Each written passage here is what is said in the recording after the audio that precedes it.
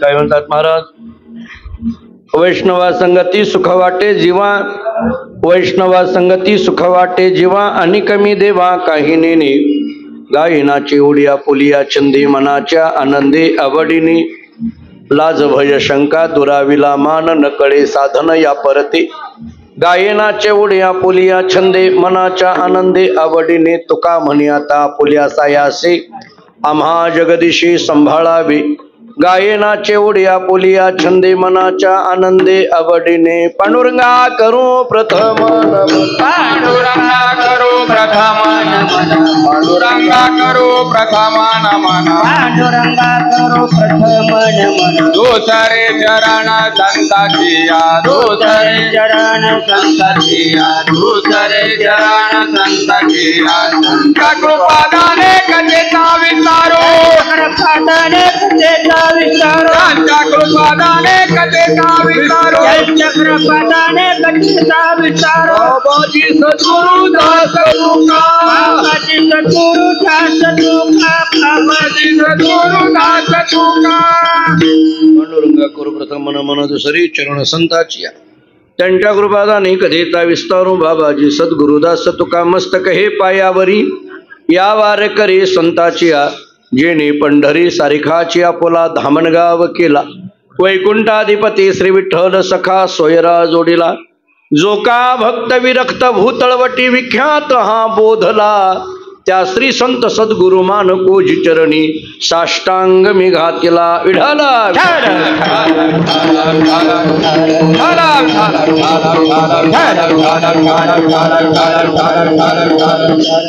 वैष्णवा संगती सुख वाटे जीवा, आणि कमी देवा काही नेने. गायनाचे ओडिया पुलिया छंदे मनाच्या आनंदे आवडीने. प्रस्तुत कीर्तन रूपी सेवेकरिता म्हणजे निरूपणाकरिता प्राप्त असणारा भंग महान भगवत भक्त जगद्गुरु श्री संत तुकाराम महाराज यांचा अत्यंत प्रसिद्ध महत्वाचा पांडुरंगाच्या समोर उभं राहून पांडुरंगाशी काही अंतःकरणातल्या भावना प्रगट करणारा गोड असा 4 चरणाचा अभंग आहे. एका अर्थाने या अभंगामध्ये भगवंताचा आणि तुकाराम महाराजांचा संवाद आहे.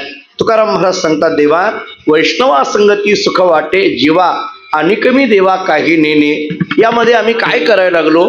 गायनाचे ओडिया पुलिया छंदे मनाच्या आनंदे आवडीने. असं गात असताना नाचत असताना लाजभय शंका दुराविला मान नकळे साधन या परते. देवाने तुकाराम महाराजांना विचारलं, मग माझ्याकडे काय काम आहे? एकच काम आहे. तुका म्हणे आता आपुल्या सायासे आम्हा जगदीशी सांभाळावे. विढाला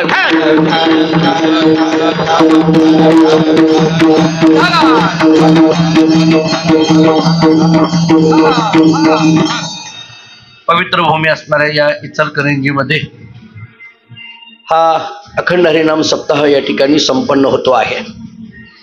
आपल्याकडे ज्या काही थोर परंपरा चालत आल्या त्याच्यामध्ये संत समर्थ सद्गुरू धोंडोपंत महाराजांची एक दिव्य परंपरा, आणि या परंपरेचे अध्वर्यू आपल्या सर्वांचं श्रद्धास्थान परम आदरणीय पूज्य श्री सद्गुरू श्री स्वामीजी माझ्या समोर आहेत.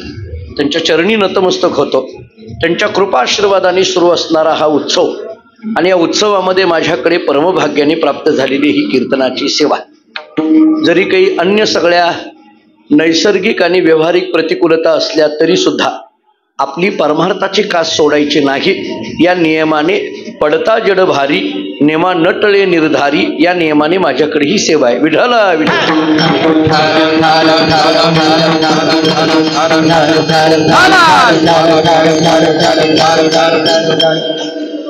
खर तर इचलकरंजीकर असं म्हणत होते, स्वामीजींना त्यांनी आग्रह धरला होता की माझी तारीख असावी. माझे पायगुण लक्षात आले असतील तुमच्या. आता हे कसे आहेत कळालं का? पहा, आता पुन्हा विचार करा बोलवायचं का न बोलवायचं. एक तर पाऊस पडला, दुसरी गोष्ट लाईट गेली, आणि तिसरी गोष्ट आवाज मोठा चालू आहे बाहेर. पण काही असो, सगळं जरी असल्या प्रतिकूलता तरी आपण आपला नियम मात्र सोडायचा नाही. या नियमाच्या दृष्टीने खरं तर पूज्य स्वामीजींनी ऐकावं आणि आम्ही बोलावं असं अजिबात नाही. ते माझ्या वडिलांच्या जागी आहेत मला, त्यामुळे मी त्यांच्या चरणी नतमस्तक होतो. आणि त्यांच्याच कृपेने जो काही अभंगाचा थोडक्या वेळामध्ये विचार करता शक्य आहे तेवढा करण्याचा प्रयत्न करतो. विठ्ठला विठ्ठल.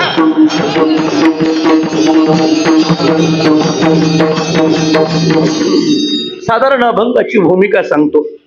या अभंगामध्ये तुकाराम महाराज वैष्णवा संगती सुख वाटे जीवा आणि कमी देवा काही नेणे याचा अर्थ तुकाराम महाराज देवाशी बोलतायत. ऐका, आपल्या अंतःकरणातल्या भावना तुकाराम महाराज देवाच्या समोर प्रगट करतायत.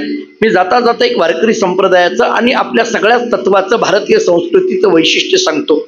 परमात्म स्वरूपाला प्राप्त होऊन पुन्हा परमात्म्याशी बोलणं करून देणारी संस्कृती म्हणजे भारतीय संस्कृती आहे.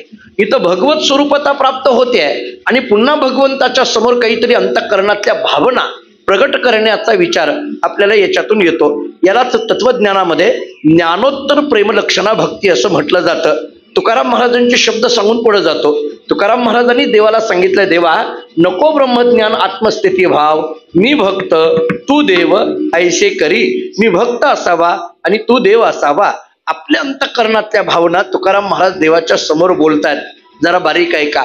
आपलं मन मोकळं करायचं असेल तर ज्याच्या जवळ मन मोकळं करायचं आहे तो माणूसही तितक्या ताकदीचा लागतो, तेवढा सामर्थ्यवान लागतो. नव्हे नव्हे तितक्या पद्धतीचा आधार देणारा पाहिजे. मला आणखीन थोडं पुढं बोलायचं झालं तर आपल्या अंतःकरणातली भावना स्पष्टपणे ऐकून त्याच्यावर योग्य पद्धतीचा उपाय करणारा आधार आपल्याला असला पाहिजे. तुकाराम महाराज आपल्या अंतःकरणातल्या भावना देवाच्या समोर व्यक्त करतात. याचा अर्थ देवाचा आणि तुकाराम महाराजांचा या अभंगामध्ये संवाद आहे. नीट ऐका, देवाचा आणि तुकाराम महाराजांचा संवाद आहे. मी 3 भूमिका सांगतो. एक वाद नावाची भूमिका आहे, दुसरी विवाद नावाची भूमिका आहे आणि तिसरी संवाद नावाची भूमिका आहे. तिन्ही शब्द कळतायत का पहा.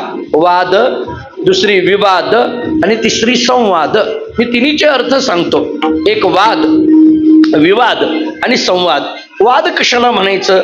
आपल्या लोकांना एकच माहिती आहे, भर चौकामध्ये भाया सारून केला जातो, त्याचं नाव वाद. आपल्याला एवढंच माहिती आहे. पण शास्त्रांनी अशी व्याख्या केली आहे, वादे वादे जायते तत्वबोधाः. जिथं तत्वज्ञानाचं आदान प्रदान आहे त्याला वाद म्हणा. हा वाद शब्दाचा अर्थ झाला. आता दुसरा शब्द कोणता होता? विवाद. आपल्याला 3 ऐकायचे आहेत, कारण या अभंगामध्ये तुकाराम महाराजांचा आणि देवाचा काय आहे? संवाद आहे. पण संवाद कळायचा असेल तर विवाद कळायला पाहिजे आणि विवाद कळायचा असेल तर वाद कळायला पाहिजे. वाद म्हणजे काय हे कळालं. आता दुसरा शब्द विवाद. विवाद कशाला म्हणायचं? ऐका, एकाच ठिकाणी 2 व्यक्ती भिन्न भिन्न विषयावर, एकाच विषयावर जर भिन्न भिन्न मतं मांडत असतील तर त्याला विवाद म्हणा. मी पुन्हा एकदा सांगतो, एकाच ठिकाणी 2 व्यक्ती एकाच विषयावर जर भिन्न भिन्न मतं मांडत असतील तर त्याला विवाद म्हणा. कळण्याकरता सोपं प्रमाण देतो. तुकाराम महाराज जगातल्या प्रत्येक घराघरापर्यंत पोहोचतात आणि जगातल्या प्रत्येक लोकांना म्हणतात, देव घ्या कोणी, देव घ्या कोणी, आयता आला घर पोचुनी. आता ऐका, तुकाराम महाराज देव घ्या म्हणतात आणि जगातल्या लोकांनी तुकाराम महाराजांना काय उत्तर द्यावं? देव न लगे, देव न लगे, साठवणीचे रुंदले जागे. तुकाराम महाराजांनी देव घ्या म्हणावं आणि जगातल्या लोकांनी तुकाराम महाराजांना देव नको म्हणावं, यालाच म्हणायचं विवाद. कळालं? एकाच देवाच्या संबंधाने तुकाराम महाराज घ्या म्हणतात आणि जगातली लोक तुकाराम महाराजांना नको म्हणतात, याला विवाद म्हणा. नाही कळालं तर सांगू का, मठामध्ये आपण आहोत, इथं मठामध्ये आहोत, स्वामींच्या मठामध्ये आपण सगळे बसलेले आहोत. मला सांगा, आपण सगळे स्वामीच्या मठामध्ये काय करतोय? देवाचं भजन करतोय आणि बाहेर काय चाललंय? यालाच विवाद म्हणायचं, बाकी काही नाही. विवाद म्हणायचं ते यालाच. एकाच विषयावर एकाच ठिकाणी भिन्न भिन्न मतं मांडलेली दिसत असतील तर याला विवाद म्हणा. काय काय झालं? वाद, दुसरं विवाद. आता तिसरा शब्द कोणता? संवाद. संवाद कशाला म्हणायचं? ऐका, एकाच ठिकाणी 2 व्यक्ती एकाच विषयावर जर सुचर्चा करत असतील तर याला संवाद म्हणा. 2 व्यक्तीमध्ये एका विषयाच्या संबंधाने जर चांगली चर्चा चाललेली असेल तर त्याला संवाद म्हणा. मी आपल्याला याच्याकरता कबीर महाराजांचा एक दोहा सांगतो. आपण कबीर महाराजांना ऐकत असाल. कबीर महाराजांनी हिंदीमध्ये असं म्हटलंय, बारीक ऐका. कबीर महाराज असं सांगतात, सज्जन को सज्जन मिले करे दो दो बात. सज्जन को सज्जन मिले करे दो दो बात. मला वाटलं पुढचा अर्थ नको सांगायला. पण उगी पाठात असावं म्हणून सांगतो. सज्जन को सज्जन मिले करे दो दो बात और गधे को गधे मिले खा गए दो दो लात. कळालं का? पहा, एवढाच अर्थ आहे. सज्जन को सज्जन मिले करे दो दो बात म्हणजे दोन चांगली माणसं एका ठिकाणी आल्यानंतर ती चांगलंच बोलणार, याला म्हणायचं संवाद. विठ्ठल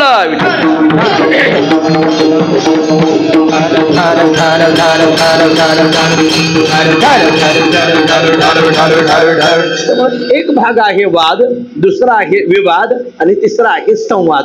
आता थोडं पुढे ऐका. संवाद म्हणजे दोन व्यक्तींचं बोलणं आहे, बरोबर आहे. दोन व्यक्तीमध्ये काय घडतो? संवाद. आता थोडस आपण सगळी ज्येष्ठ मंडळी आहात, माझ्यापेक्षा आदरणीय मंडळी मला माझ्याबद्दल आहात, पण मला तरी एक वाक्य सांगून पुढे जायचं आहे. माणसाच्या जीवनामध्ये संवाद होणं फार गरजेचं आहे. ऐका, संवाद म्हणजे काय? एकमेकाशी बोलणं होणं फार गरजेचं आहे. सांगू आपल्याला, वडील आणि मुलामध्ये संवाद असणं गरजेचं आहे. भाऊ आणि भावामध्ये संवाद असणं गरजेचं आहे. आई आणि मुलगीमध्ये संवाद असणं गरजेचं आहे. सासू आणि सुनेमध्ये संवाद असणं गरजेचं आहे. एक बहिणीचा दुसऱ्या बहिणीबरोबर संवाद असणं गरजेचं आहे. गुरु आणि शिष्यामध्ये संवाद असणं गरजेचं आहे. नोकर आणि मालकामध्ये संवाद असणं गरजेचं आहे. एक सांगू, संवाद केले की सगळे वाद मिटून जातात.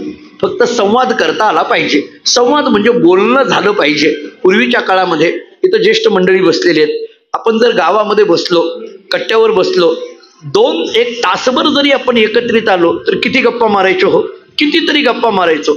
अलीकडल्या काळामध्ये 10 मुलं एका ठिकाणी बसली, तासभर बसली तरी ती एकमेकाशी बोलत नाहीत, त्या मोबाईलमध्ये असतात. ती मुलं एकमेकाशी बोलत नाहीत, त्या मोबाईलकडे असतात. संवाद होत नाही. पूर्वीच्या काळामध्ये पती पत्नीमध्ये संवाद व्हायचा, एकमेकामध्ये एकमेकाच्या विषयाबद्दल चर्चा व्हायची. अलीकडल्या काळामध्ये नवरा बायकोमध्ये सुद्धा संवाद नाही. मी एका घरी गेलो, घरी गेल्याबरोबर नवऱ्याने बायकोला व्हॉट्सअपवर टाकलं, महाराज आलेले चहा कर, व्हॉट्सअपवर ते चॅटिंग मध्ये. बायकोने तिकडूनच टाकलं, साखर संपले घेऊन या, व्हॉट्सअपवर.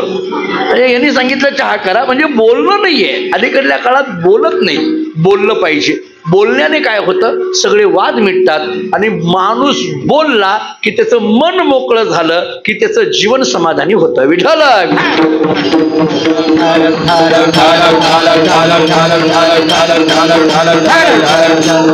महाराजांचे प्रमाण आहे, करू आवडीने वाद तुमच्या सुखाचा संवाद, अशी काही प्रमाण आहेत. हे जास्त टाळावर प्रमाण देण्याच्या भानगडीत पडत नाही. सगळा आवाज असल्यामुळे स्वराचा बदल होऊन जातो, फक्त धावतं बोलत राहतो. म्हणजे वाद, विवाद आणि संवाद. संवादामध्ये 2 व्यक्तींचं प्रत्यक्ष बोलणं असतं. ऐका, मला या अभंगाच्या संबंधाने एक पूर्व पक्ष मांडायचा आहे. काय मांडायचं आहे? मी आपल्या सगळ्या इथं जी उपस्थित मठामध्ये आपण बसलेली भाविक आहोत, मला आपल्याला प्रश्न विचारायचा आहे. संवाद म्हणजे 2 व्यक्तीचं बोलणं आहे ना, बरोबर आहे? 2 व्यक्तींचं बोलणं आहे ना. आता ऐका, या अभंगामध्ये तुकाराम महाराजांचा आणि देवाचा काय आहे? संवाद. कारण आणि कमी देवा काही नेणे अशी भाषा आहे. मग मला आपल्याला विचारायचं आहे, जर या अभंगामध्ये तुकाराम महाराजांचा आणि देवाचा संवाद आहे असं जर मी म्हणत असेल आणि अभंगाकडे जर पाहिलं, वैष्णवा संगती इथून ते तुका म्हणे आता आपुल्या सायासे इथपर्यंत जर बघितलं तर एकटे तुकाराम महाराज बोलतायत, देव तुकाराम महाराजांना बोलतोय, हे कुठेही लिहिलेलं नाहीये. मग याला संवाद म्हणायचं कसं काय? संवादामध्ये दोघांचं बोलणं पाहिजे ना. तुकाराम महाराज देवाला बोलले पाहिजे आणि देवही तुकाराम महाराजांना बोलला पाहिजे. पण या अभंगामध्ये एकटे तुकाराम महाराज बोलतायत, पहिल्या चरणापासून ते शेवटच्या चरणापर्यंत देव एकही शब्द बोलत नाहीये. मग जर देव बोलत नसेल तर याला संवाद म्हणायचं कसं काय? ही माझ्या मनातली असलेली शंका आहे किंवा हा प्रश्न आहे. आता त्याचं उत्तर देतो. 2 पद्धतीने देतो. एक वेदांताच्या पद्धतीने देतो आणि एक व्यवहाराच्या पद्धतीने देतो. ऐका, वेदांत शास्त्रामध्ये एखाद्या वस्तूचं ज्ञान होण्याकरिता 6 प्रमाणांचा विचार केलाय. प्रत्यक्ष प्रमाण, अनुमान प्रमाण, शब्द प्रमाण, उपमान प्रमाण, अर्थापत्ती प्रमाण आणि अनुपलब्धी प्रमाण अशी 6 प्रमाणं सांगितली. याच्यात एक अनुमान प्रमाण नावाचं प्रमाण आहे. म्हणजे काय? एका वस्तूच्या प्रत्यक्षतेवरनं दुसऱ्याचा अंदाज लावणं याला अनुमान प्रमाण म्हटलं जातं. वेदांतामध्ये उदाहरण दिलंय, यत्र यत्र धूमहा तत्र तत्र वन्येही. याचं सोप्या शब्दात अर्थ सांगतो. ज्या अर्थी इथं धूर आहे त्या अर्थी अग्नी असला पाहिजे. ज्या अर्थी धूर आहे त्या अर्थी अग्नी असला पाहिजे. सांगू दुसरं उदाहरण. मला सांगा, टाळ वाजायला लागलेला आहे त्या अर्थी कीर्तन सुरू झालेलं आहे हे सांगायला काही ज्योतिषीची गरज आहे का? ज्या अर्थी टाळ वाजतोय त्या अर्थी कीर्तन सुरू झालेलं आहे, याला अनुमान प्रमाण म्हणा. मला वाटतं या अभंगाकडे पाहताना असाच विचार करा. ज्या अर्थी तुकाराम महाराज देवाला बोलतायत, ऐका, ज्या अर्थी तुकाराम महाराज देवाला बोलतायत त्या अर्थी देवही तुकाराम महाराजांना बोलत असला पाहिजे. म्हणून या अभंगामध्ये संवाद आहे. कुणीतरी इथं बसलेल्यापैकी म्हणेल, नाही हो, हे वेदांतातलं आम्हाला कळालं नाही, जरा उदाहरण देऊन पटवून सांगा. ऐका, दुसरं उदाहरण देतो. उदाहरण असं आहे, आपण फोनवर बोलायला लागलो. काय बोलायला लागलो? आज 9 वाजता बोधले महाराजांचं कीर्तन आहे वगैरे वगैरे बोलायला लागलो. मला सांगा, हा माणूस फोनवर बोलतोय हे आपण पाहिलं, हा माणूस काय बोलतोय हेही आपण ऐकलं. पण मला आपल्याला प्रश्न विचारायचा आहे, हा माणूस ज्या माणसाला फोनवर बोलतोय तो माणूस आपण बघितला का पलीकडला? बरं, तो तिकडून काय बोलतोय हे आपण ऐकलंय का? नाही. पण आपण अंदाज काय लावतो? ज्या अर्थी हा इकडून फोनवर बोलतो त्या अर्थी त्याला तिकडून कुणीतरी बोलत असलं पाहिजे. बरोबर आहे? ज्या अर्थी हा इकडून बोलतो त्या अर्थी त्याला तिकडून कुणीतरी बोलत असलं पाहिजे. अलीकडली गंमत सांगू. अलीकडल्या काळामध्ये तिकडून कुणी बोलत नसताना सुद्धा इकडून बोलणाऱ्याची संख्या जास्त आहे. कळालं? चालू कीर्तनात आलो आलो आलो म्हणून उठतात, त्यांना फोन आलेला नसतंय, उठून जायचं असतंय. कधी कधी अशी गंमत होते, त्यांना काही फोन नाही, काही नाही, काही नाही. पण हे फोन एक असं साधन आलंय, माणसातून उठवणार आहे ते. बरोबर आहे की नाही? असं साधन आहे, आलो आलो म्हणून जातात. आमच्याकडे उदाहरण दिलं जातं, एकाला प्रमोशन मिळालं म्हणजे बढती मिळाली. ऑफिसमध्ये AC ऑफिस त्याला मिळालं. ऑफिस आहे, अगदी AC आहे, छानपैकी तो ऑफिसमध्ये खुर्चीवर बसला. ऑफिसचा पहिलाच दिवस होता. दरवाजामध्ये कोणीतरी आलं आणि विचारलं, सर आत येऊ का? या माणसाने त्या दरवाजातल्या माणसाकडे पाहिलं, पाहून न पाहिल्यासारखं केलं. उगीच टेबलवरचा फोन उचलला आणि कानाला लावला. फोन आला नाही पण उगीच कानाला लावला. 10 मिनिट बोलायला लागला, लाखाच्या गोष्टी बोलायला लागला आणि 10 मिनिटानंतर फोन खाली ठेवला आणि दरवाजातल्या माणसाला विचारलं, बोला काय काम आहे तुमचं? तो दरवाजातला मनुष्य म्हटला, माझं काहीच काम नाही, तुमचा फोन बंद पडलाय तो नीट करायला मी आलोय, माझं काही काम नाही. उदाहरण संपलं. आता उदाहरण संपलं. मला काय बोलायचं आहे, तिकडून कुणी बोलत नसताना सुद्धा इकडून बोलणारी लोक आहेत. पण आपण अंदाज काय लावतो? ज्या अर्थी हा इकडून बोलतोय त्या अर्थी त्याला तिकडून कुणीतरी बोलत असलं पाहिजे. आता नीट ऐका, मी हे सगळं का सांगायला लागलो? या अभंगामध्ये सुद्धा ज्या अर्थी तुकाराम महाराज देवाला बोलतात त्या अर्थी देवही तुकाराम महाराजांना बोलत असला पाहिजे. आता प्रश्न असा आहे, देव काय बोलत असला पाहिजे?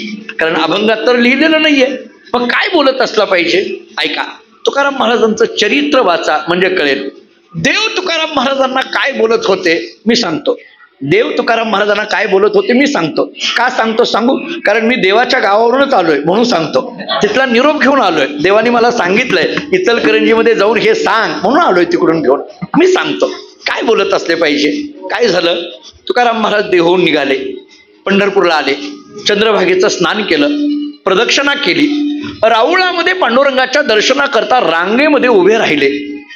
लोक भरपूर होती, दर्शनाची रांग मोठी होती आणि रांगेमध्ये दर्शन करण्याकरता उभा राहिले. देवाच्या जवळ आले, देवाच्या चरणावर नतमस्तक झाले, पाया पडले देवाला आणि पाया पडल्यानंतर पुढे निघाले. ऐका, पाया पडले पुढे निघाले.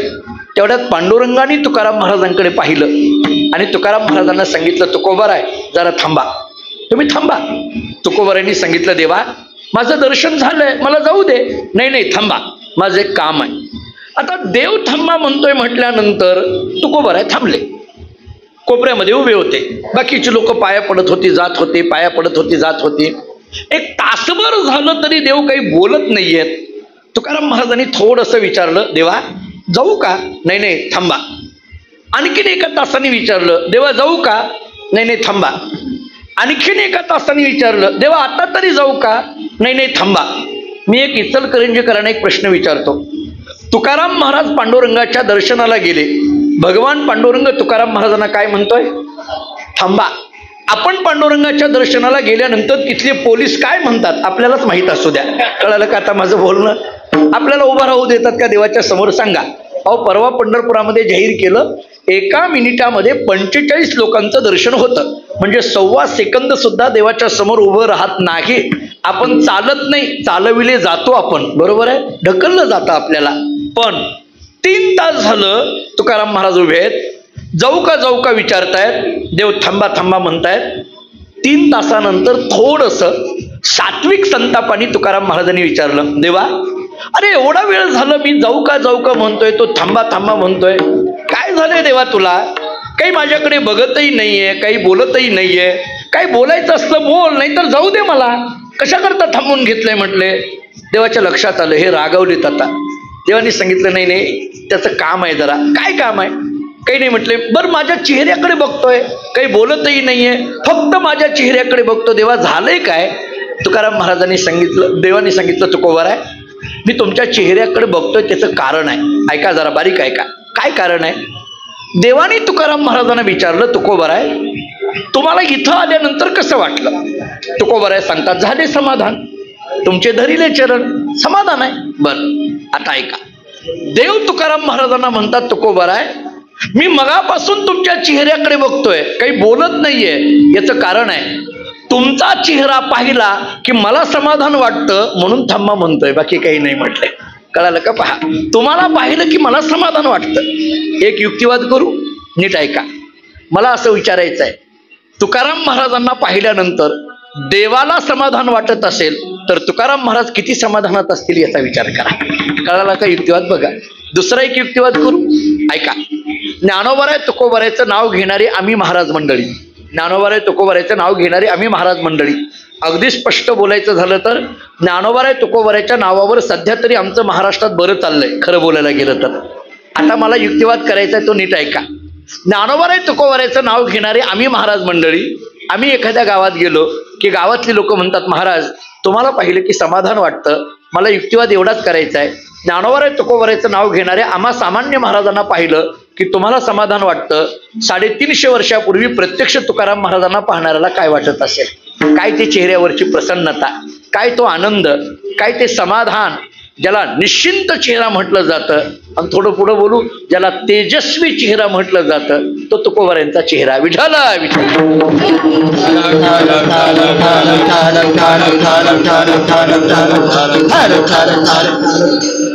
काय आहे माणसाच्या चेहऱ्यावरचं समाधान?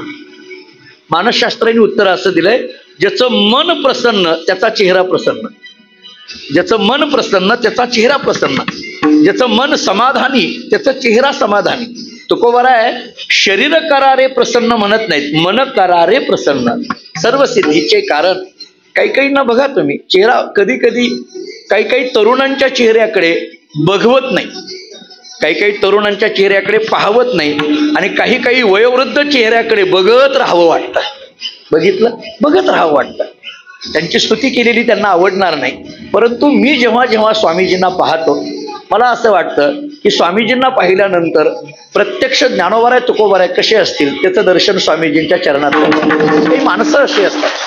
कारण मी मागेच बोललो, त्यांच्या शताब्दीला बोललो होतो, तुम्ही कोणी आला होता का नव्हता मला माहित नाही. टेंभुर्णीमध्ये झाल्यानंतर म्हटलं होतं, माझ्या पोरांनी जर मला विचारलं तुम्ही तुमच्या जीवनात काय बघितलं, 100 वर्षाचे म्हातारे बघितले, तरुण म्हातारे नाही वयोवृद्ध तरुण बघितलं. मी मगाशी विचारलं, स्वामीजी तब्येत कशी आहे? एकदम ठणठणीत आहे. मला सुद्धा करता येईना हो एवढं लवकर, मला सुद्धा एवढा हात लवकर करता येत नाही. याचं कारण काय आहे? याचं कारण काय आहे? ही त्यांच्या अंतःकरणातली भक्ती, त्यांच्या अंतःकरणातली श्रद्धा, त्यांच्या मनाची असणारी एकनिष्ठता, एकविधता आणि भगवंताबद्दल असलेला दृढ निश्चय हा त्याच्यातून प्रगट होत असतो.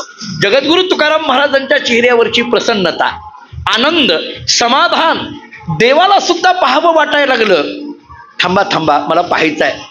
पण अशा सामान्य स्तुतीला बोलणारे तुकोबराय नव्हते. तुकाराम महाराजांनी सांगितलं, देवा ते जाऊ दे, असली स्तुती करत बसू नको, झालं का तुझं बोलून? जाऊ का मी? नाही काम आहे. काय काम आहे? आता ऐका.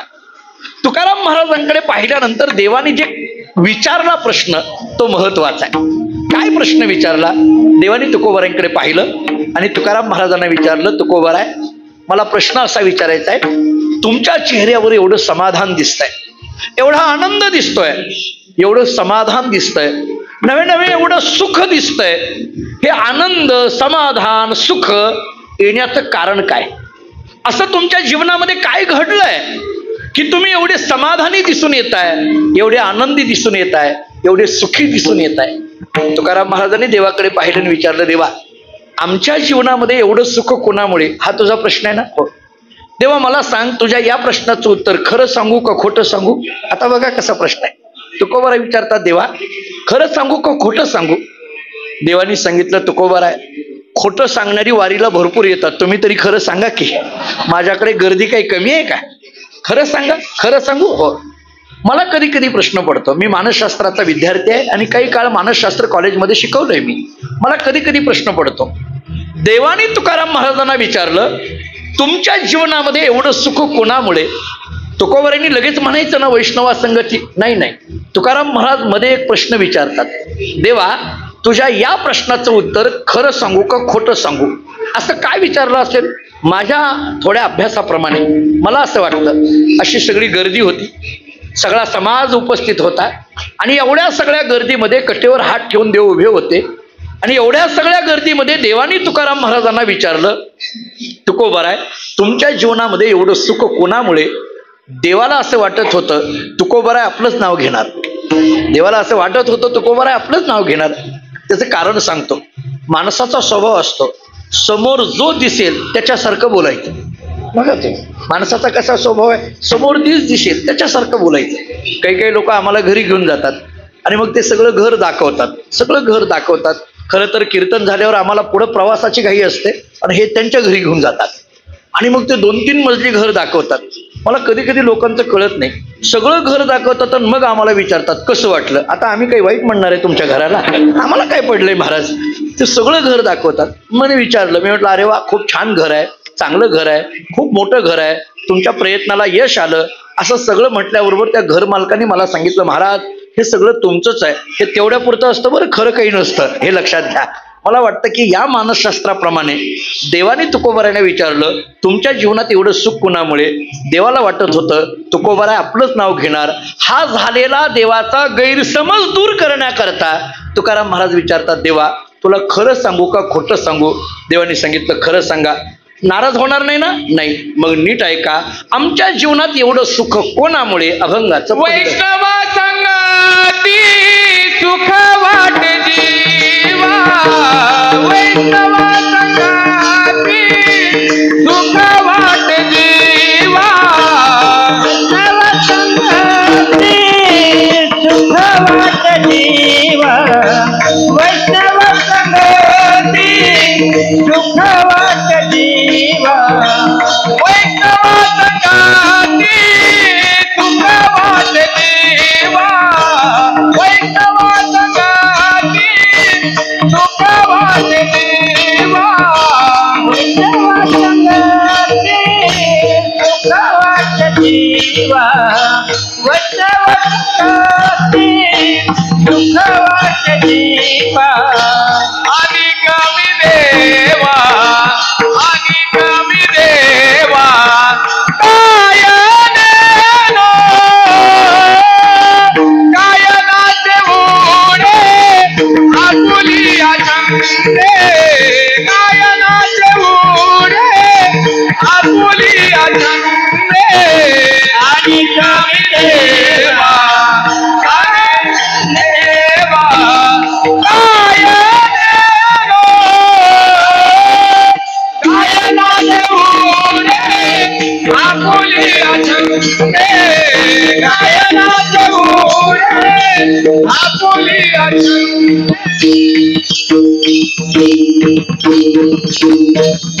वैष्णवा संगती सुख वाटे जीवा, आणि कमी देवा काही नेणे.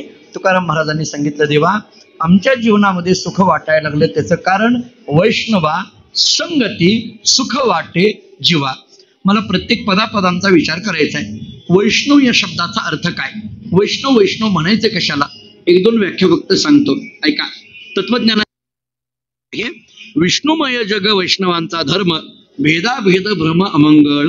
शास्त्र काय सांगतं पहा. वैष्णव कुणाला म्हणायचं? विष्णुमय जग अशी स्थिती ज्यांची झालेली आहे त्यांना म्हणा वैष्णव. कळलं का? बघा आणखीन एकदा सांगतो. चराचरामध्ये परमात्मा भरलेला आहे अशी वृत्ती ज्यांची झालेली आहे त्यांना म्हणा वैष्णव. कळण्याकरता एका एका वाक्यात उदाहरणं देतो. ज्ञानोबा आहे, रेड्यामध्ये देव पाहतात, ज्ञानदेव म्हणे तोही माझा आत्मा आहे की नाही पहा. ज्ञानोबा रेड्यामध्ये देव पाहतात, नामदेव कुत्र्यामध्ये देव पाहतात, एकनाथ महाराज गाढवामध्ये देव पाहतात, तुकाराम महाराज पाखरांमध्ये देव पाहतात. मी ज्या परंपरेत आहे, माणकोजी बोधले महाराज हे नाव आपण ऐकून आहात. पूज्य स्वामीजी तर आमच्याकडे येऊन गेलेले आहेत. माणकोजी बोधले महाराज माझी मूळ परंपरा, ज्यांच्या परंपरेमध्ये मी जन्माला आलो. जगद्गुरु तुकोबरांच्या समकालीन 350 वर्षाचा इतिहास. माणकोजी महाराजांच्या चरित्रात वर्णन असं आहे. आमचं मूळ गाव धामणगाव, बार्शी तालुक्यामध्ये, सोलापूर जिल्ह्यात. आणि माणकोजी महाराज शेतामध्ये गेल्याबरोबर त्यांना 2 साप दिसले. साप म्हणजे विठ्ठल रुक्मिणी आहे असं समजून ते दोन्ही साप उचलले, डोक्यावर घेतले, घरी आले, देवघरात ठेवले. त्यांच्या बायकोचं नाव होतं ममताई. ती काही कामानिमित्त देवघरात येते, पाहते तर भले मोठेच्या मोठे 2 साप. ती मोठीने ओरडायला लागली, हाका मारायला लागली, कोणीतरी या. महाराज धावत आले. महाराजांनी विचारलं काय झालं ममताई, आपल्या घरात साप निघालेले आहेत, काठी आणा, कोणाला तरी बोलवा. माणकोजी महाराजांनी विचारलं कुठे आहेत साप, ते दिसत नाहीयेत का भले मोठेच्या मोठे 2 साप. महाराज हसायला लागले. ममताईने विचारलं काय झालं हसायला. माणकोजी महाराजांनी सांगितलं अगं ममताई ते काही साप आहेत का, ते माझी विठ्ठल रुक्मिणी आहे. ममताईने सांगितलं हे असलं कीर्तनात सांगायचं, घरात नाही म्हटले. हे असलं कीर्तना. तुका म्हणे सर्प विंचू नारायण, मान्य आहे, पण वंदावे दोरोनी का घरी घेऊन यावे. दोरोनी वंदावे शिव नाही असं तुकाराम महाराज म्हणतात ना. मला पुढचं सांगायचं नाही, काय घडलंय ते गोड चरित्र आहे, परत कधीतरी सांगता येईल. पण मुद्दा माझा काय, सापामध्ये सुद्धा ज्यांनी देव पाहिला. चराचरामध्ये ज्ञानोबारांची हरिपटातली सोपी प्रमाण देऊन पुढे जातो. सर्वा घटी राम देहादेही एक, सूर्यप्रकाशक सहस्रश्मी अशी स्थिती ज्यांची झालेली आहे. किंवा जनीवनी अवघा देव, वासनेचा पुसावा ठाव, अशा अवस्थेमध्ये जे पोहोचलेले आहेत. सर्वात्मकपण माझे हिरोनी नेतो कोण, या अवस्थेमध्ये जे पोहोचलेले आहेत त्यांना म्हणा वैष्णव. हा वैष्णव शब्दाचा एक अर्थ. हा अर्थ फारसा नाही भावला तर दुसरा सांगतो. साधं सोपं रोजचं प्रमाण आहे. वैष्णव तो जया अवघी देवावरी माया, ज्याची भगवंतावर माया म्हणजे प्रेम आहे त्यांना म्हणा वैष्णव. 2 व्याख्या झाल्या. चराचरामध्ये परमात्मा आहे अशी जाणीव ज्यांना त्यांना वैष्णव म्हणा, किंवा भगवंतावर निरतिशय प्रेम ज्यांच्या ठिकाणी आहे त्यांना वैष्णव म्हणा. विठ्ठल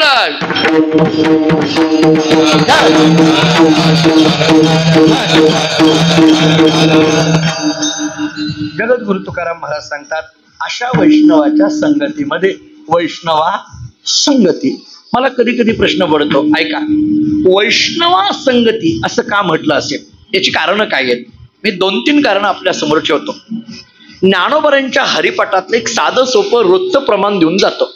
ज्ञानोबराय बोलतात देवाच्या संगतीमध्ये मुक्ती मिळवायची असेल तर एक क्षणभर उभा राहावं लागतं. देवाची द्वारी उभा क्षणभरी तेने मुक्तीचारी साधियेल्या.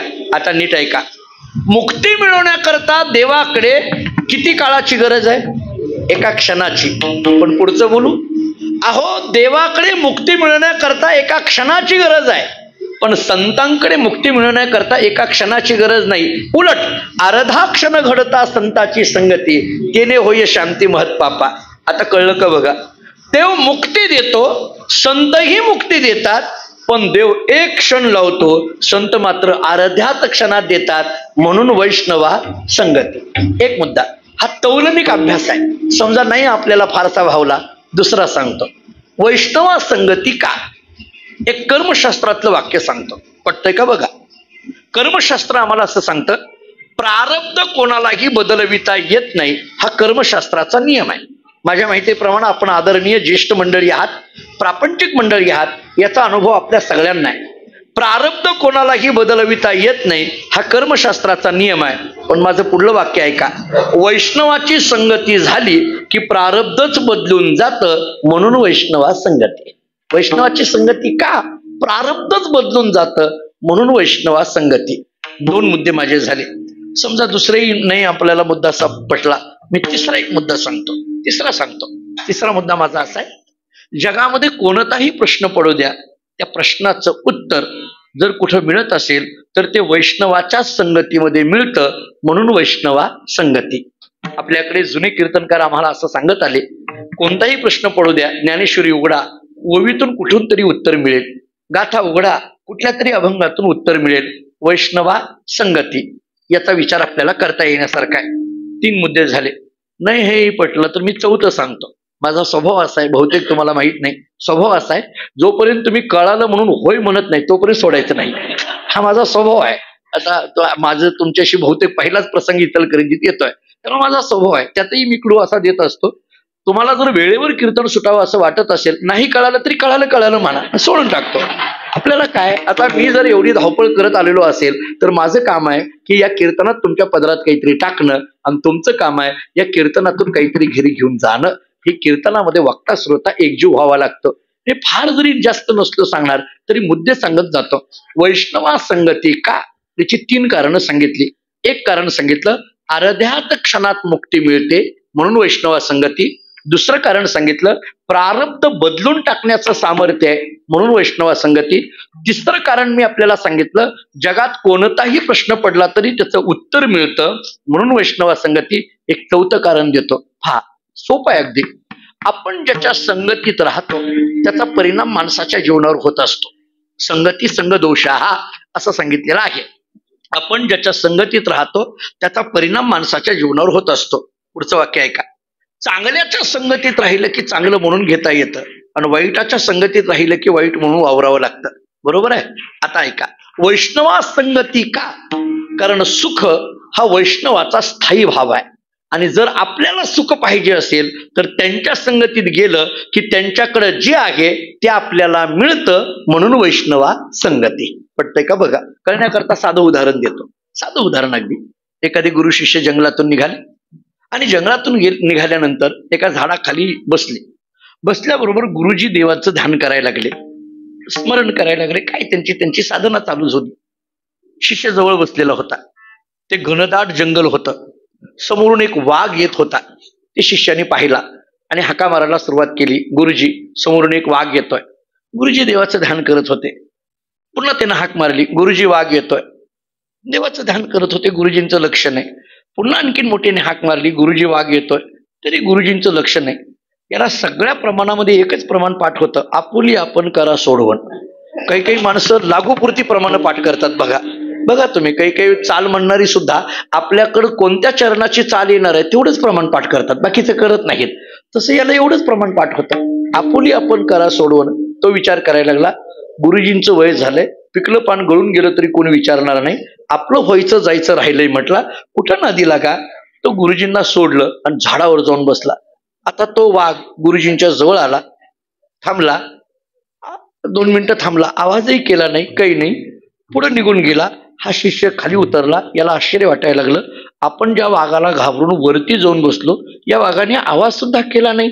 तुम्हाला एक सांगू, आपण जंगलातून निघालो आणि जंगलातून निघालो अचानक आपल्या समोर वाघ आला, पळून जायचं नाही, जिथं आहे तिथं तसंच उभं राहायचं. वाघ काहीच करत नाही असं म्हणतात.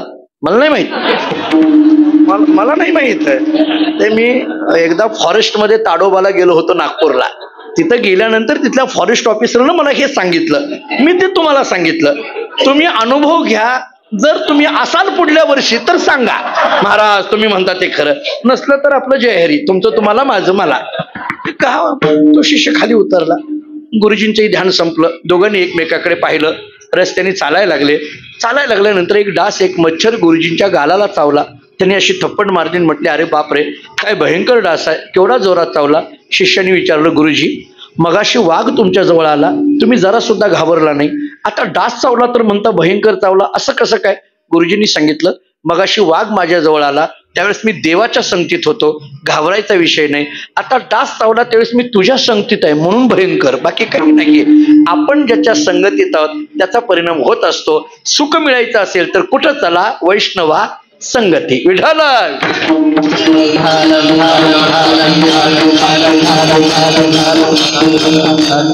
सांगतात, वैष्णवा संगती सुख वाटे जीवा. आम्हाला सुख वाटायला लागलं. माझा प्रश्न आहे, हे सुख वाटे जीवा, हे सुख म्हणजे नेमकं काय, नेमकं सुखाची व्याख्या काय. मी तुम्हाला 2 पद्धतीच्या व्याख्या सांगून पुढे जातो. ज्ञानेश्वर महाराजांनी केलेली चिंतन ऐका. ज्ञानोबाराय विषय सुखाची व्याख्या वेगळी करतात आणि ब्रह्मसुखाची व्याख्या वेगळी करतात. काय करतात? ज्ञानोबाराय सांगतात, मनोनी विषय भोगी जे सुख साध्यंतची जाण दुःख परी काय की जे मूर्ख न सेविता न सरे विषयाचे समसुख बेगडाची बाहुली अभराची सावली जाईल राया. आहे का नाही? विषयातलं सुख हे क्षणिक असतं, कालांतराने ते दुःखच देणारं असतं. पटतंय का बघा? विषयातलं सुख हे काही काळ सुखाचं वाटत असलं तरी परिणाम दुःखाचा असतो. नाही पटलं? उदाहरण देतो. कल्पना करा, कडक उन्हाळ्याचे दिवस आहेत आणि एक उंदीर त्या रस्त्यावरनं धावायला लागला. उन्हाळा आहे, सावली पाहिजे, सावली पाहिजे, सावली पाहिजे. एका ठिकाणी त्याला सावली भेटली. तो सावलीमध्ये जाऊन बसला. त्याला बरं वाटायला लागलं. मला आपल्याला विचारायचं आहे, उन्हाळ्यामध्ये उंदराला सावली मिळणं सुखाचं का दुःखाचं? सुखाचं. त्याला सुख वाटायला लागलं. पण थोड्या वेळाने त्या उंदराने विचार केला, सावली तरी कशाच्या पाठीमागं वळून बघावं. बघितलं तर ती सापाची असते. उदाहरण कळालं का? पहा, सापाची. आता मला बोला, सुखाचं का दुःखाचं? हा, म्हणजे सावली मिळणं हे सुखाचं आहे, पण ती सापाची आहे हे दुःखाचं आहे. तसं प्रपंचात राहणं हे सुखाचं आहे, पण परिणाम मात्र दुःखाचा आहे. परिणाम मात्र दुःखाचा आहे. जाऊ द्या, उदाहरण दुसरं देतो. हे नाही उदाहरण पटलं, दुसरं देतो. आपण सगळी गृहस्थी आहोत, सगळी प्रापंचिक मंडळी आहोत. मला आपल्याला सगळ्यांना एक साधा प्रश्न विचारायचा आहे. आपल्या घरामध्ये लाईट असणं सुखाचं का दुःखाचं? सुखाचं. फॅन चालू असणं सुखाचं का दुःखाचं? फ्रीज असणं सुखाचं का दुःखाचं? 1 महिन्यानंतर MECBचं बिल येणं सुखाचं का दुःखाचं? आता बघा, आपल्याला लाईट पाहिजे, फॅन पाहिजे, फ्रीज पाहिजे, पण बिल आलं नाही पाहिजे. बघा, आपला असा स्वभाव आहे की सगळं पाहिजे पण बिल आलं नाही पाहिजे. आणि तुम्हाला सांगू का, सगळं असताना सुद्धा बिल येणार नाही अशी व्यवस्था करणारी गावामध्ये काही काही माणसं असतात. कळलं का ते? तुम्हाला सांगू का, ते अवतारी पुरुष असतात. अवतार तुम्हा धराया कारण, ते तेवढ्याच कार्याकर्ता अवतार. ते म्हणतात, तू काळजी करू नको, तुला बिल येणार नाही, फक्त 200 मला दे, तुझं काम झालं म्हणून समज. आपलं असं आहे की आपल्याला लाईट पाहिजे पण बिल आलं नाही पाहिजे. हे माणसाचा स्वभाव, मानसशास्त्र असं बदलत राहतंय. मी दुसरा प्रश्न विचारतो आपल्याला. समजा, फक्त खरं उत्तर द्या. रस्त्याने आपण निघालो, मला फक्त खरं उत्तर पाहिजे. रस्त्याने निघालो, एक रामाची मूर्ती आहे आणि एक रावणाची मूर्ती आहे, आणि त्या रस्त्यावर त्या मूर्त्या ज्याच्याकडे आहेत त्यानं सांगितलं, तुम्ही कोणतीही घेऊन जा, घेऊन जा, तुला कोणती पाहिजे ती घेऊन जा. मला सांगा, आपण रामाची उचलाल का रावणाची? रामाची. खरं बोललात, रामाची उचलाल, बरोबर आहे. हा, आता पुढचं पण खरं बोला. रामाची मूर्ती दगडाची आहे आणि रावणाची सोन्याची आहे. खरं सांगा, कोणती उचलाल? हा, लक्षात आलं का? पहा, आपलं मानसशास्त्र कसं बदलतंय बघा. म्हणजे आपल्याला राम पाहिजे पण सोन्याचा रावण असेल तर राम नको, सोन्याचा रावण पाहिजे. सोनं म्हटलं की माणसाची वृत्ती बदलते. मानसशास्त्र असं बदलत जातं. ऐका, सुख म्हणजे नेमकं काय? प्रपंचातलं सुख हे फक्त पांघरून सुखाचं आहे, एरवी आहे ते केवळ आणि केवळ दुःख. ज्ञानोबारांनी बेगडाची बाहुली असं वर्णन केलं. मला जास्त विस्तार करायचा नाहीये. पहिला मुद्दा. आता ज्ञानेश्वर महाराज खऱ्या सुखाची व्याख्या काय सांगतात? एकच ओवी देतो. ज्ञानोबा एवढं गोड बोलतात, किंबहुना सोये जीव आत्मयाची लागे आणि ते जे होये तया नाम सुख. ज्ञानोबा सांगतात, जीव आत्मयाची लागे, जीवाला ब्रह्मस्वरूपता प्राप्त होणं ही स्थिती जिथं येते त्याला खरं सुख म्हटलं जातं. तुका म्हणे कैची कीव आणि कोठे जीव निराळा, हे सुख आहे. महाराज सांगतात, असं सुख आम्हाला मिळालं कुठं? वैष्णवा संगती सुख वाटे जीवा. विषय सुख आहे, ब्रह्म सुख आहे आणि तिसरं भक्ती सुख आहे. एका वाक्यात सांगतो, ज्या सुखाची अपेक्षा सामान्य माणसाला ते विषय सुख, ज्या सुखाची अपेक्षा मुमुक्षुला ते ब्रह्मसुख, आणि ज्या सुखाची अपेक्षा पांडुरंगाला ते भक्ती सुख. विठोबा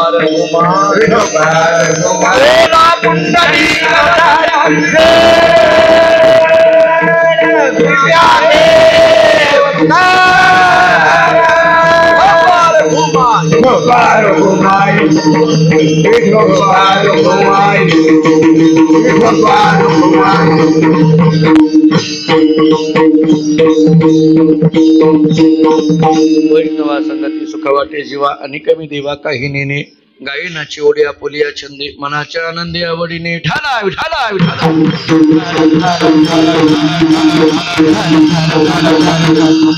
या अभंगाचा विचार करताना वैष्णव शब्द कळाला, संगती शब्द कळाला, सुख म्हणजे काय कळालं. त्या सुखाचे 3 प्रकार सांगत होतो. एक विषय सुख, दुसरं ब्रह्म सुख आणि तिसरं भक्ती सुख. ऐका, सामान्य माणसाला विषय सुख हवाय, मुमुक्षु जीवाला ब्रह्म सुख हवाय आणि पांडुरंगाला मात्र भक्ती सुखच हवाय. मला असं वाटतं हे भक्ती सुख जर कुठं मिळत असेल एकच प्रमाण देतो. या सुखाकारणे देव वेढावला वैकुंठ सोडून संत सदनी येऊन राहिला. आहे की नाही? म्हणजे संतांच्या जवळ हे सुख मिळतं. संताची सुख झाले या देवा म्हणून सेवा करी त्यांची धावेत आले मागे मागे. म्हणजे देवाला सुद्धा सुख कुठे मिळत असेल तर ते वैष्णवाच्या संगतीत मिळतं. नीट ऐका, देव वैष्णवाच्या संगतीची अपेक्षा करायला लागतो. मी एका वाक्यात उदाहरण देऊन पुढे जातो.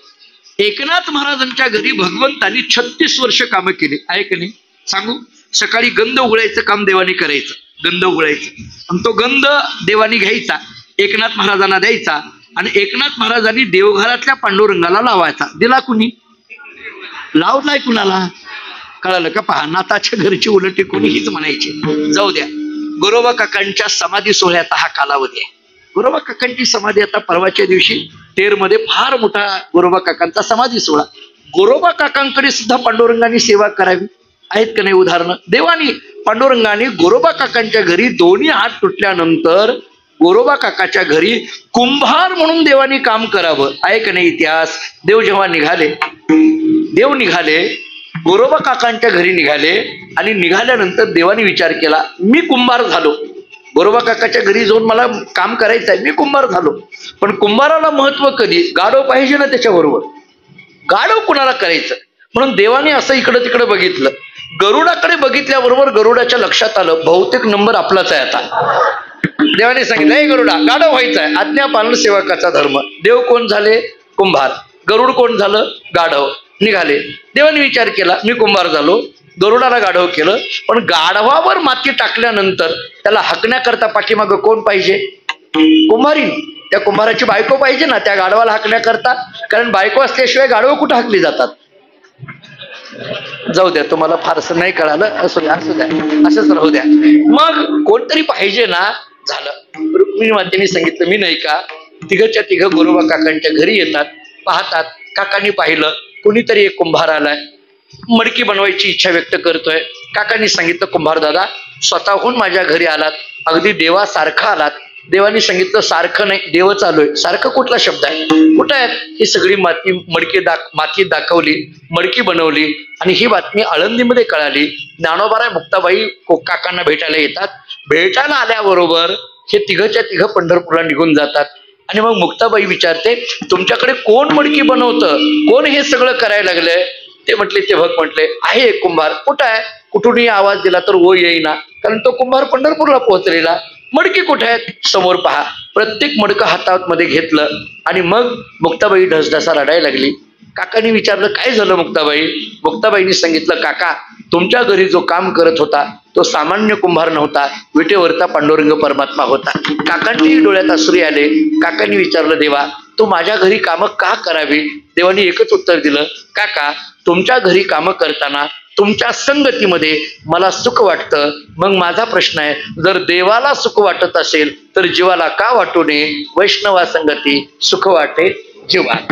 आणि कमी देवा काही नेणे या बदल्यामध्ये गायनाचे उडे आपुलिया छंदे मनाच्या आनंदे आवडीने गाऊ लागलो, नाचू लागलो, उड्या मारू लागलो. ऐका, वैष्णवाच्या संगतीमध्ये गावं, माणसाने गावं, नाचावं, तिकडं नाही इकडं नाचावं, माणसाने नाचावं. नाचू कीर्तनाचे रंगी, इथं नाचावं. तरणा भाग्यवंत नटे हरी कीर्तनात, इथं नाचावं. गायनाचे उडे आपुलिया छंदे मनाच्या आनंदे आवडीने. आणि मग इथं गात असताना, नाचत असताना लाज भय शंका दुराविला मान, नकडे साधन या परते. शेवटी तुकाराम महाराजांनी, देवानी तुकाराम महाराजांना विचारलं, तुकोबाराय एवढं सगळं वैष्णवाच्या संगतीमध्ये मिळतं, मी नेमकं काय करायचं? तुकोबारायांनी सांगितलं, तू एकच काम करायचं. काय करायचं आहे? अभंगाचं शेवटचं चरण त्याच्याकरता आता आपुल तुका म्हणे आता पुण्याच्या म्हणे आता पुऱ्याचा तुका म्हणे आता पुऱ्याचा म्हणे आता पुण्याच्या तुका म्हणे आता पुण्याच्या तुका म्हणे आता पुऱ्याचा तुका म्हणे आता पुऱ्याचा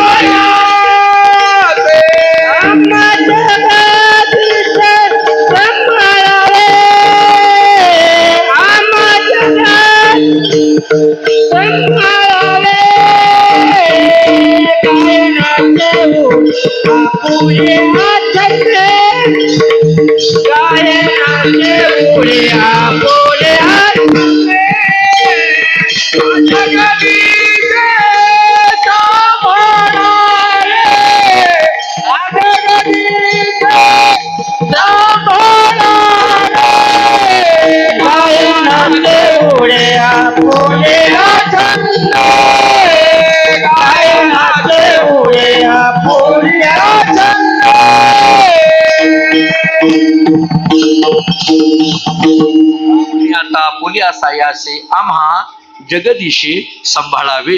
मला वाटतं की या अभंगामध्ये शेवटच्या चरणामध्ये तुकाराम महाराजांनी प्रार्थना केलेली आहे. तुकाराम महाराज देवाला सांगतात, देवा हे सगळं वैष्णवाच्या संगतीमध्ये मिळालं, पण हे मिळालेलं सांभाळायची जबाबदारी तुझी आहे. एक सांगू, नीट ऐका. मिळणं सोपं असतं पण टिकणं अवघड असतं. पहा, मिळणं सोपं आहे पण टिकणं अवघड आहे. नाही कळालं तर अगदी एका वाक्यात बोलू, माळ घालणं सोपं आहे, पुढलं बोलायची गरज नाही. आता घातलेली माळ टिकणं कठीण आहे. याला तत्वज्ञानामध्ये योगक्षेम असं म्हटलं जातं. योगक्षेमाची व्याख्या काय? योग म्हणजे काय? अप्राप्तस्य प्राप्तिर योगाः आणि तस्य रक्षणम क्षेमाः. अप्राप्त वस्तू प्राप्त होणं याला योग म्हणा, आणि प्राप्त झालेली वस्तू टिकणं याला क्षेम म्हणा. योग सोपा असतो पण क्षेम होणं कठीण असतं. आणि मग तुकोबराय देवाकडे जातात आणि देवाला सांगतात, देवा हे सगळं मिळालंय पण याचा सांभाळ करायची जबाबदारी तुझी आहे. कारण सांभाळ करणारा जर याच्यामध्ये कोण असेल तर तूच आहे, दुसरं कोणी नाही. योगक्षेमम वहाम्यहम भगवान स्वतः सांगतात. हे असं सांगितलं जातं. गीतेवर जे अनेकांनी टीका केल्या, अनेकांनी, जगद्गुरु आद्य शंकराचार्यांची टीका आहे, रामानुजाचार्यांची टीका आहे, शंकरानंदांची टीका आहे, मधुसूदन सरस्वतींची टीका आहे, किंवा आपल्याकडे माहीत असलेली ज्ञानेश्वरी ज्ञानोबारांची तर टीका आहेच. टीका म्हणजे त्याच्यावर निरूपण काय आहे. पंडित जगन्नाथ मिश्र नावाचे एक महात्मे होऊन गेले. पंडित जगन्नाथ मिश्र ते काशीमध्ये राहत होते.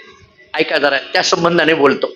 मला योगक्षेमम वहाम्यहम याच्यावर बोलायचं आहे. योगक्षेमम वहाम्यहम या शब्दाचा सरळ सरळ अर्थ काय होतो? वहाम्यहम याचा मराठीमध्ये अर्थ आहे वाहन. बरोबर आहे? वहाम्यहम हा शब्द वाहन या अर्थाने.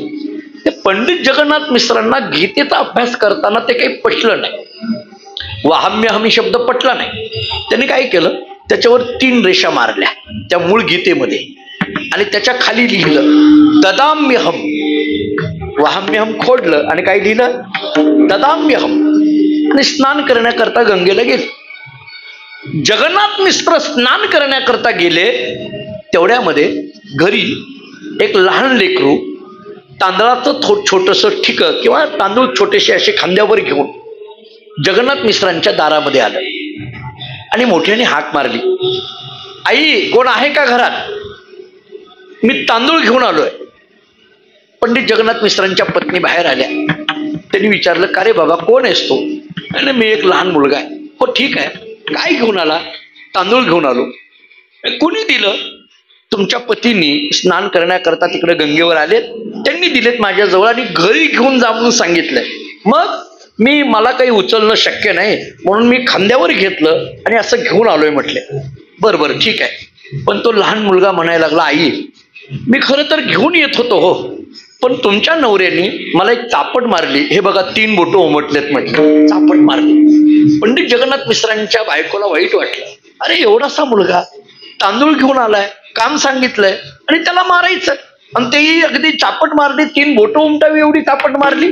पंडित जगन्नाथ मिश्रांच्या बायकोने सांगितलं, बाळ काळजी करू नको, येऊ दे घरी. पंडित असले म्हणून काय झालं, लक्षात आलं का हे वाक्य? महाराज असले म्हणून काय झालं, येऊ दे घरी, अशातला भाग झाला हा. जगाला महाराज, जगाला सगळं, काय झालं म्हटले. पंडित असलं म्हणून असं मारायचं असतं का, त्यांनी असं करायचं असतं का? सांगते म्हटले घरी आल्यानंतर, काळजी करू नको असं म्हटलं आणि ते पोरगं निघून गेलं. तेवढ्यामध्ये थोड्या वेळामध्ये जगन्नाथ मिश्र घरी आले. आल्याबरोबर बायकोनी तोंडसूक घ्यायला सुरुवात केली. कळत नाही तुम्हाला, लहान मुलाच्या कडे तांदूळ देता, बरं तो मुलगा घेऊन येत असताना एकतर त्याला काम लावलं, त्याला मारलं, 3 बोटं उमटतील असं मारलं. जगन्नाथ मिश्रांना काहीच कळेना. जगन्नाथ मिश्रांनी सांगितलं, अगं बाई, मी कोणाकडे तांदूळ दिले नाही, कोणा मुलाला मारलं नाही, काही नाही, असं कसं काय म्हणते, कुठे आहे तो मुलगा? मुलगा तर गुप्त झाला, इकडं तिकडं दिसेना.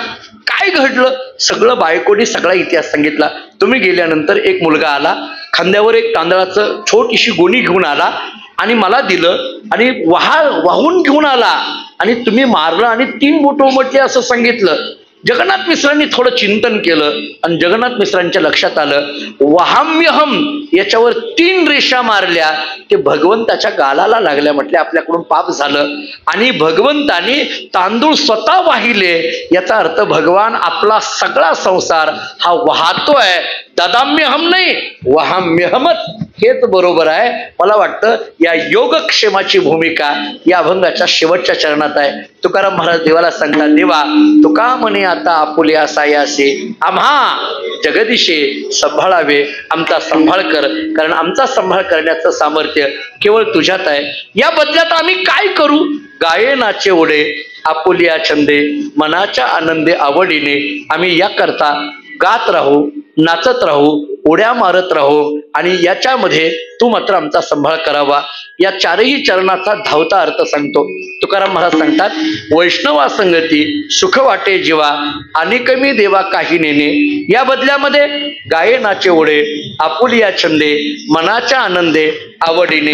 हे गात असताना, नाचत असताना, उड्या मारत असताना लाजभय शंका, दुराविला मान, नकळे साधन या परते. एक वाक्य सांगू जाता जाता. जुनी मंडळी, पूज्य स्वामीजी आहेत किंवा माझे वडील इथे येऊन गेलेले आहेत, स्वामीजी त्यांना घेऊन आलेले आहेत, वडिलांची कीर्तनं झालेत. आमचे वडील असं सांगत असतात, परमार्थामध्ये ज्याला राहित आहे त्यानं या 4 गोष्टी बाजूला टाकायच्या, लाज, भय, शंका आणि मान. या 4 गोष्टीच्या पलीकडे जो पोहोचला तो परमार्थिक. लाजभय शंका दुराविला मान, नकळे साधन या परते.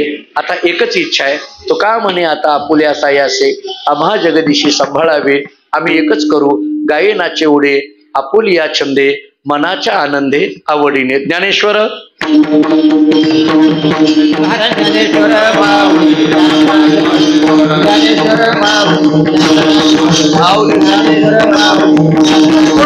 ज्ञानेश्वर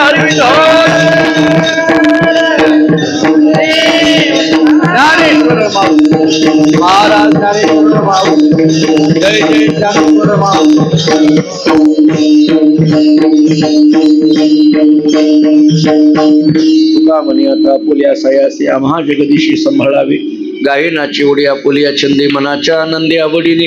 या अभंगाचा विचार जेवढा अल्प वेळेमध्ये, माझ्याकडे वेळ फार कमी होती, पण जेवढा काही मला विचार करता येणं शक्य आहे तेवढा करण्याचा प्रयत्न केला. या अभंगामधली वैष्णवा संगती सुख वाटे जीवा, ही वैष्णवाची संगती आपल्या जीवनामध्ये सगळ्यांच्या लाभावी एवढी भावना व्यक्त करतो. इचलकरंजीमध्ये पूज्य स्वामीजींच्या नेतृत्वामध्ये, त्यांच्या उपस्थितीमध्ये हा सप्ताह या ठिकाणी संपन्न होतो आहे. या परंपरेवर आणि या एकंदरीतच आपली जी चालत आलेली संप्रदायाची परंपरा, त्याच्यावर नितांत श्रद्धा असणारी आपण सगळी मंडळी आहोत. एक गुरुनिष्ठा काय असते याचं एक पद्धतीचं मूर्तिमंत उदाहरण असलेली आपण सगळी मंडळी आहोत. मला असं वाटतं की आपल्या सगळ्यांवर सद्गुरूंचा कृपा आशीर्वाद अखंड असावा. सद्गुरूंची कृपा आपल्याकडे व्हावी याच्याकरता एकच आपल्याकडून व्हावं, काय? तनु मनु जीवे चरणासी लागावे, अगरवता करावे दास्य सकळ. मला वाटतं एवढी ओवी पाठ नाही, जगायचीच आपल्याला आहे. एवढी ओवी आपल्या जीवनामध्ये यावी. तनु मनु जीवे चरणाशी लागावे. मला वाटतं की या पद्धतीची सेवा आपल्या सगळ्यांकडून घडावी. या परंपरेची आणि पूज्य श्री स्वामीजींची आपल्याकडे फार फार मोठं भाग्य आहे. की इथं म्हणजे आश्चर्य मला असं वाटतं की स्वामीजी स्वतः 8 दिवस इथं थांबतात, स्वतः थांबून आहेत आणि स्वतः या सगळ्या कार्यक्रमाचं संयोजन याही वयामध्ये या ठिकाणी करतात.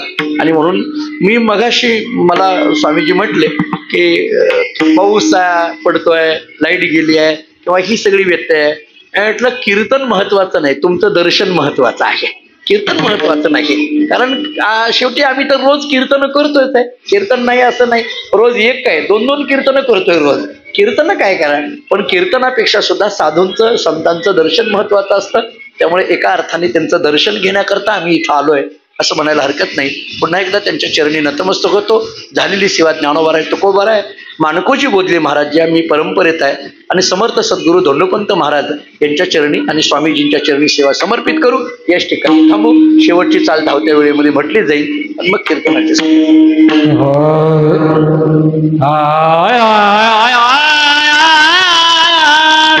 तुका म्हणे आता पुण्याच्या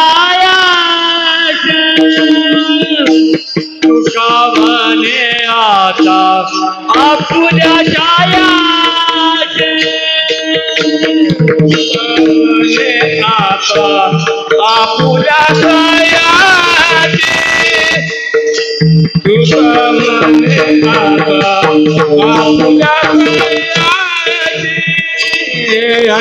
तुका म्हणे आता आपुल्या छाया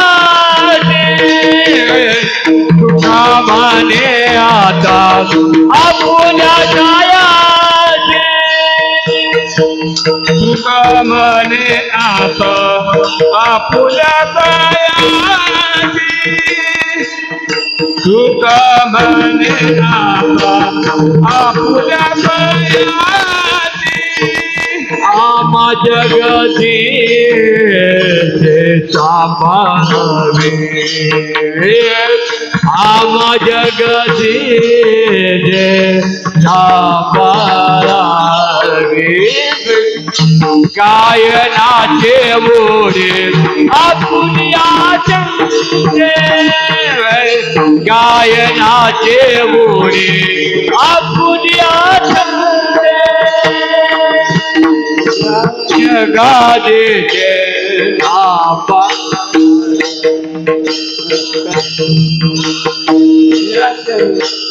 मानाचे आनंदे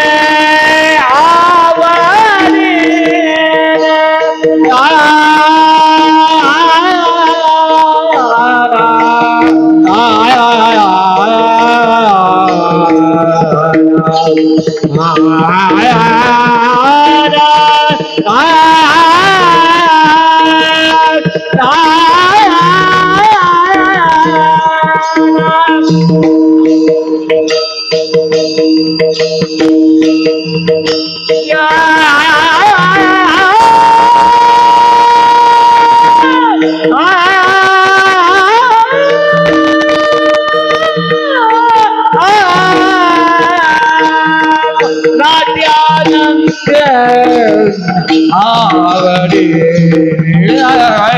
गायनाचे ओढे आपुल्या चंदे गायनाचे